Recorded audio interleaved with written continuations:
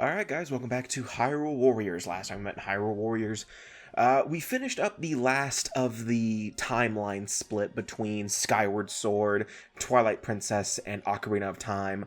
So now we're actually going to be continuing on to the next section of the story. So I'm going to get into a little behind the scenes on how I decided to split up sessions. So I split up sessions by, their section in the story. So, the first few parts were one session because that was considered the prologue. And then the timeline split was all one session. And then now this section is the next session. So this is considered the epilogue for some reason, even though this isn't really the end of the story. But it's confusing. I'll just say that now. Yeah. I mean, right now all the team is reunited and we're all just going over all the major plot twists that happened. Zelda is Sheik, Lana and Cia are one and the same because Midna basically had to remind us that that happened. And Link, it was just a normal Tuesday for Link.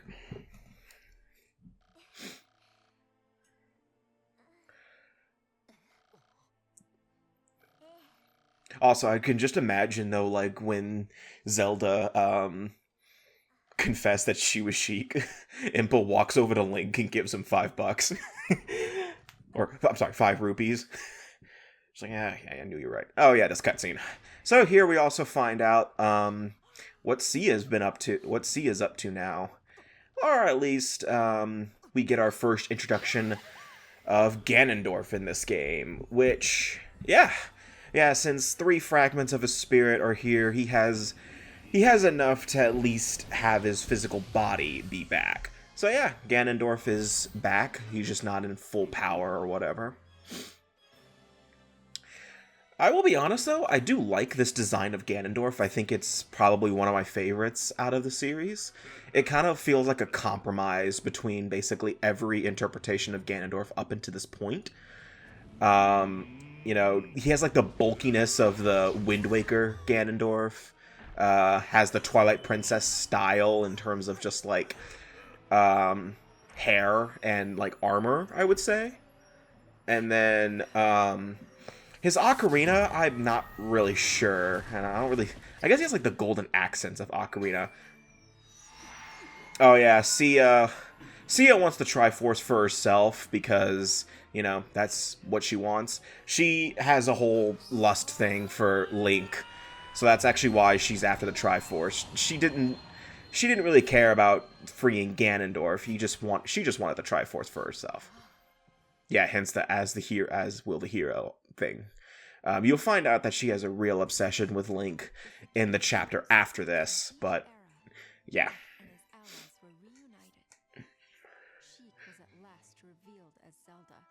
Even though we all already knew that.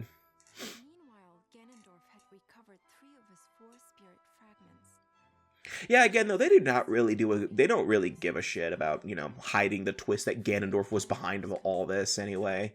They do not care in this game, which is fair. This is a Warriors spin-off game. It's kind of similar to how Fire Emblem Warriors kind of didn't really do a good job hiding its... Actually, I will say Fire Emblem Warriors did a bit of a better job hiding the Darius twist, where it turned out that Darius was evil, but, Oh, no, okay, Darius was possessed, when he got captured in Warriors, but, I think they did a pretty good job, with that reveal, at least. So, yeah, you may have saw that there is a Gold Skulltula if I play as Fi for this mission, but no, because this is one of those missions where, in Legend mode, you are forced to play as Link no matter what, because this is where you get the Master Sword, just spoiling that now. Yeah, but since Cia sent all the Triforce pieces back except for power, Link and Zelda have their pieces back. By the way, this is one of those moments where I really hate the audio direction for the voice acting. If you listen to Lana just there, that did not sound right in any sort of context. There are just times where you can close your eyes while playing this game, and you'll have some mental images. So I would highly recommend playing this game with headphones on. That way you don't have to explain this to anybody. Also, I like Link's face there. It looks like he's just legitimately offended for some reason. He's like, how dare you think I'm the one worthy of possessing the Master Sword? I feel offended. Yeah, but Impa's the one person who brings up a logical question with the whole getting the Master Sword thing now um, is, if we do that, we'll free the final fragment of evil. And, we kind of don't want to do that, considering that 3 of the fragments are already out there.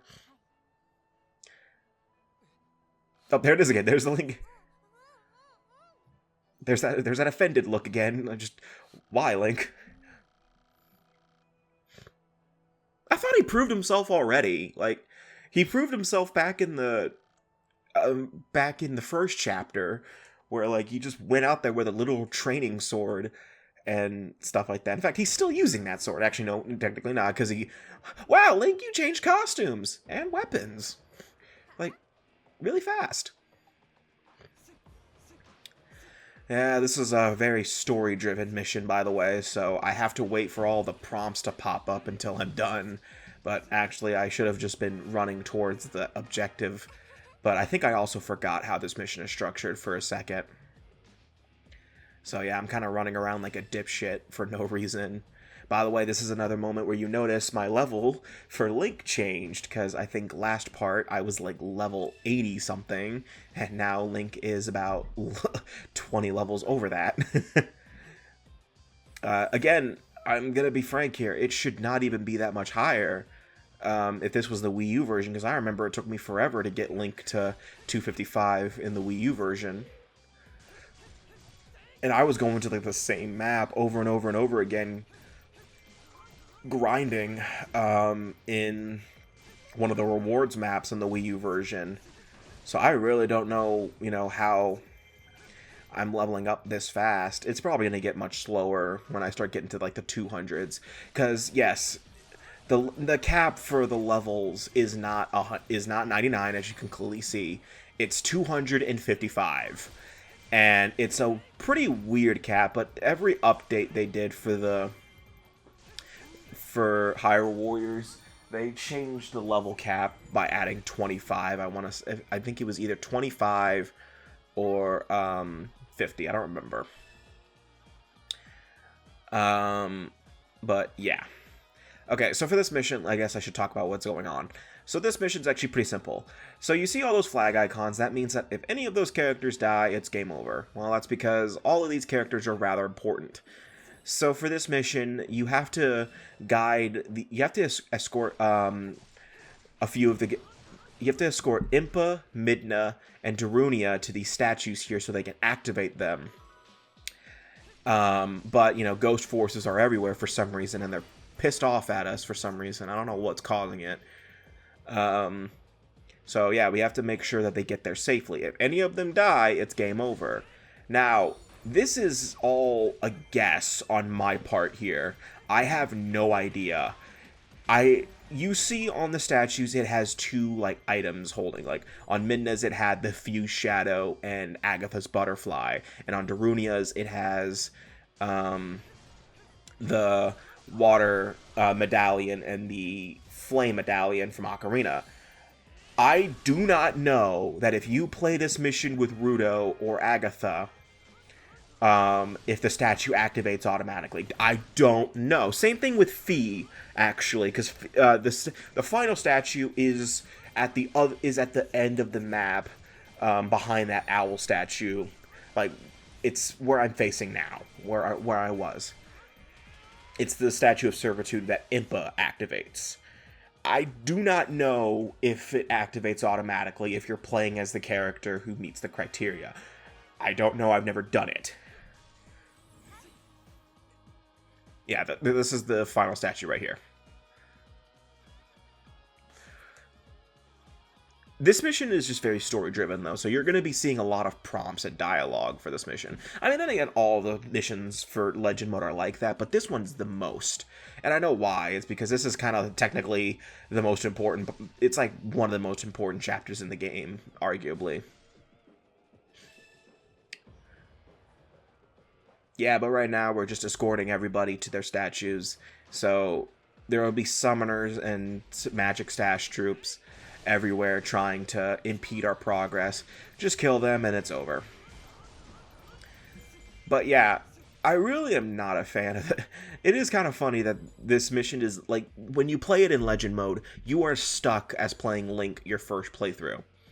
But subsequent playthroughs, it adds all the other characters. And so you notice, though, like, in Legend mode, it says I'm limited to, you know, Sheik, Darunia, or, you know, I'm limited to Link, input, and characters like that. Well, that's actually pretty funny. How do I write this? You saw that Zelda and Sheik are playable in Legend mode at any time. Yeah, so you can... So, yeah, technically, you can... Zelda will be in the mission. I don't know if the dialogue reflects if you're playing as Sheik or not in Legend mode. I've never done it. And it's only in missions, like, later missions after the Zelda and Sheik reveal. So, like, I don't know if you play the final map in... Legend mode as Sheik, if that you know, reflects anything. I'm pretty sure it would, considering that Legend mode is very hell-bent on making sure that you don't have two of the same characters in the story, because that just doesn't make any sense. Because free mode's fine with it. It's free mode. You can play as any character you want. But, like, you know, I'm sure there's, like, an if-then statement somewhere in the code for playing as Zelda or Sheik. Like, if you're playing as Sheik, then don't put Zelda in the map, because Zelda is technically already there.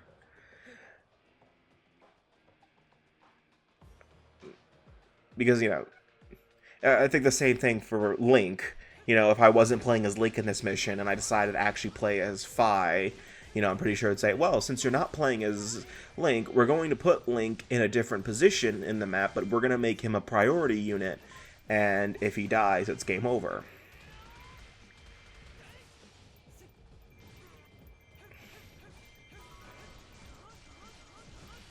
Also, for some reason, later missions in Legend mode have you paired up with Darunia as your second player, and I don't know, as the second playable warrior, and I don't know why. Like, it's Darunia. Like, of all of them, Darunia. I guess maybe as a reference to the fact that you're Goron brothers? But, again, Darunia is just a weird choice. I kind of wish it let you choose in later missions, but, yeah, whatever.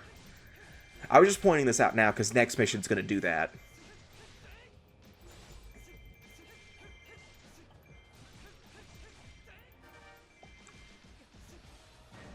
Also, if you're wondering what costume this is Link's Wind Waker outfit. This is what you get during the Wind Waker maps, the first Wind Waker map, when you unlock the costumes.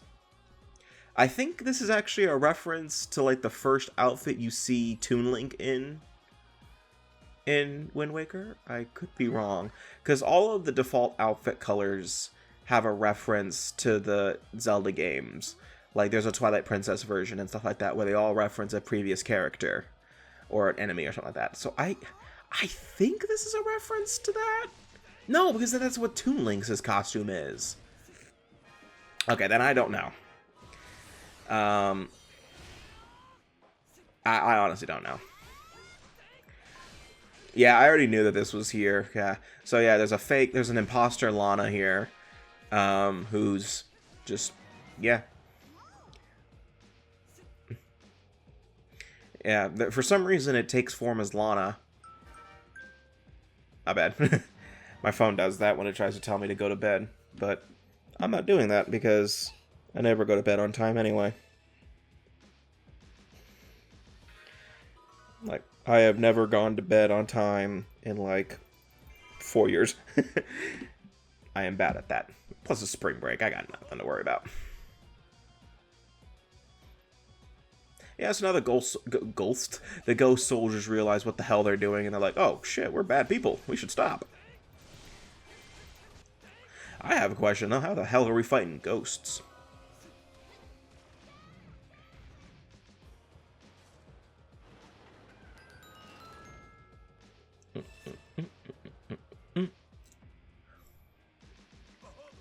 I like this theme, by the way. I mean, I think that's pretty obvious with this game at this point. I think I've said that like a million times and counting. I think I just say that for like any video game soundtrack I like. Like, I'm 100% convinced I will probably say that like a million times. I've probably said that a million times during like Sonic Let's Plays.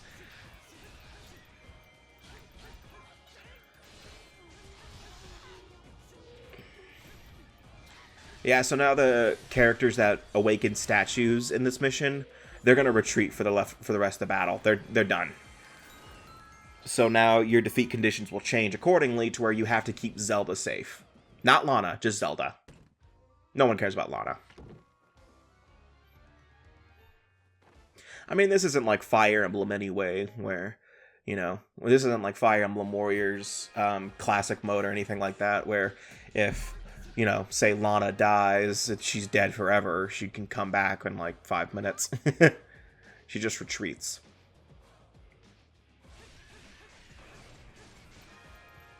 Even though I never play on classic mode for Fire Emblem games anymore.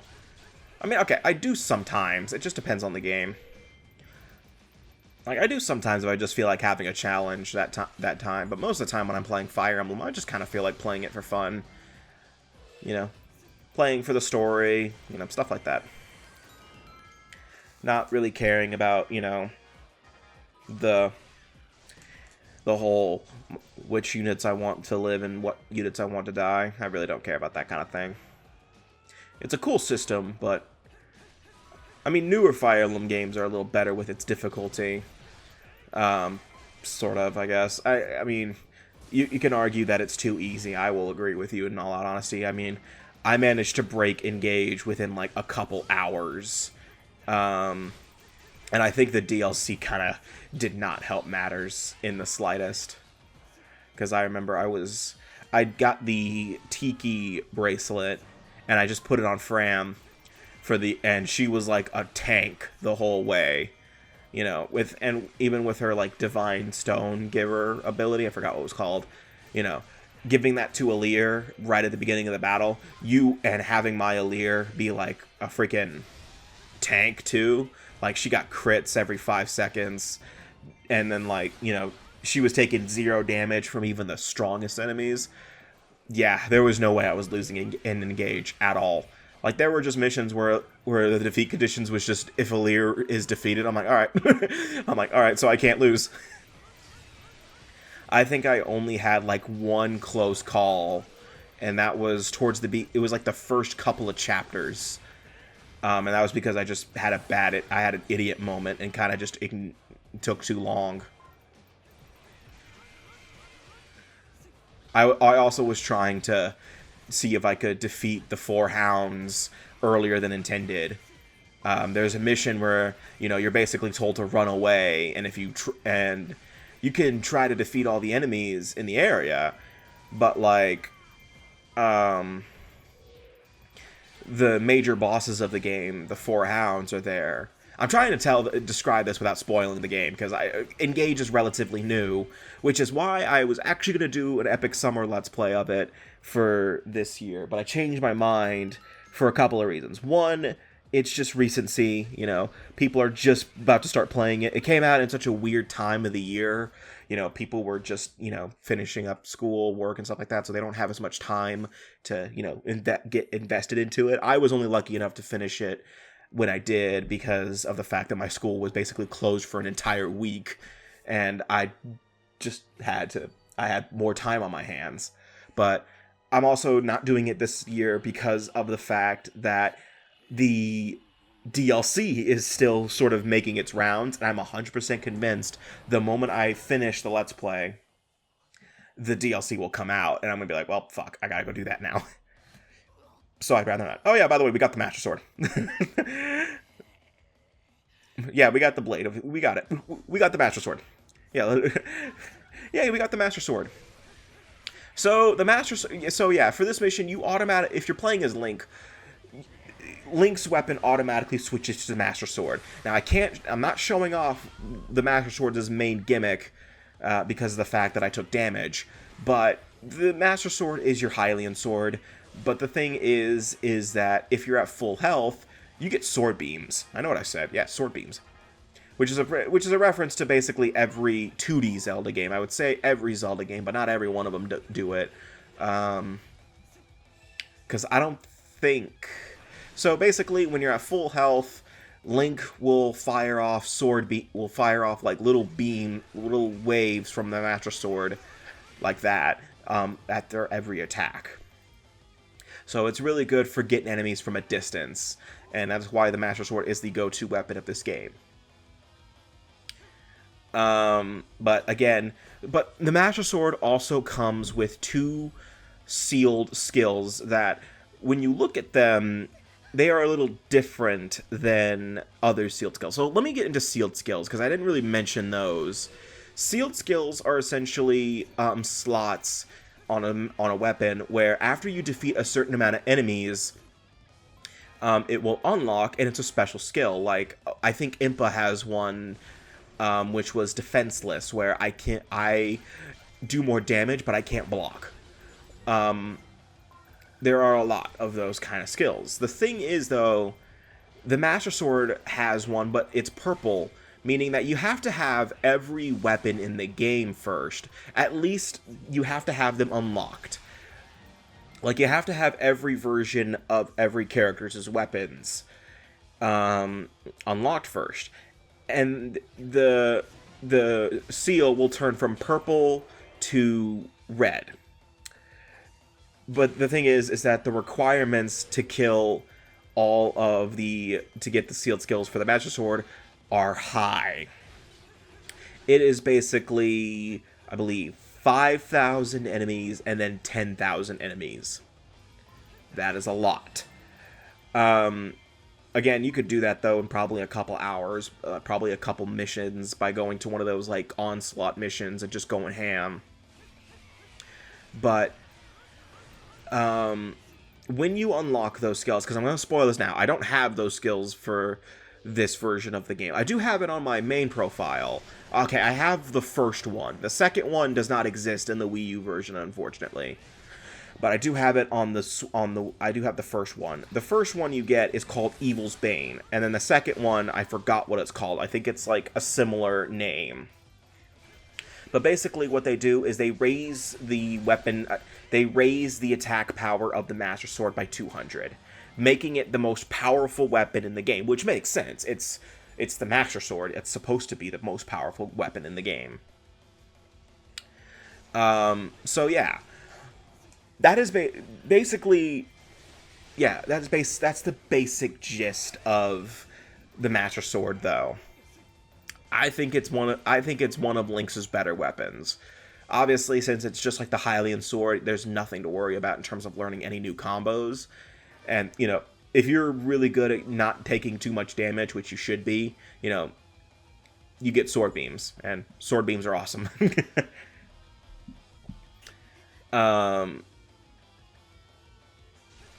I'm trying to think of other Zelda games where you had sword beams. I know Zelda 1 did. Zelda 2 did.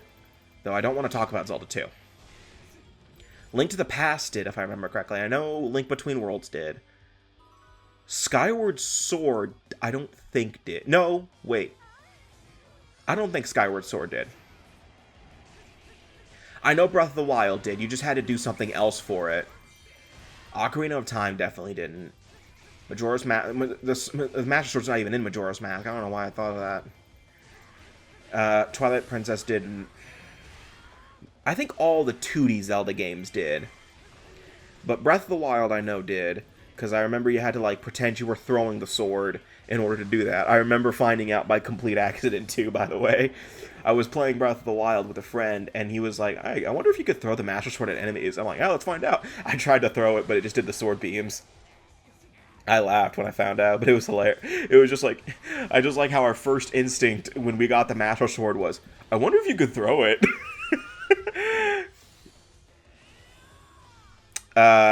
Link, honey, that was the wrong way. Oh, I know what I'm doing. I'm trying to get as much experience as possible, so I'm killing the 2 high commanders first. Yeah, but Wizro's dead. This is the last time we see Wizro until we do see his tail. Oh yeah, spoiler alert, Sia's tail's a thing. Gross. How am I cheating? If you want Sia, you'll find her in the Temple of Souls, but she's not going to be happy. I mean, if we're going straight... I mean, if Link's going to Sia, I think Sia's not going to complain about that. I also like how I'm running around in circles like a jackass. I'm just practicing my what's a thing called in Smash where you run around, where you go back and forth like a dumbass for like ever. Wave dashing? Is that what it's called? I don't remember. But I'm practicing for Smash, even though I don't even play Smash anymore. I think the last time I touched Smash was when Sora came out. No. The end of last year, of my last school year, last year. I remember that year. Because I remember one of my professor hated me because I kept beating him. Anyway. Yeah, but we got the Master Sword. Yay! I mean, there's not much else to it. I already spoiled it because, one, the menu shows the Master Sword as an option, and two, it's a Zelda game. I don't know. I mean, there's not many Zelda games where you don't get the Master Sword. I mean, obviously the first two games, because that just wasn't a thing yet. But yeah, I think that's really it for Hyrule Warriors, whatever part this is. So the next time we meet in Hyrule Warriors, we're going to be going to the Temple of Souls, because Wizro gave us the idea to go there because Sia's waiting for us, but I don't think she's going to be happy when she sees us.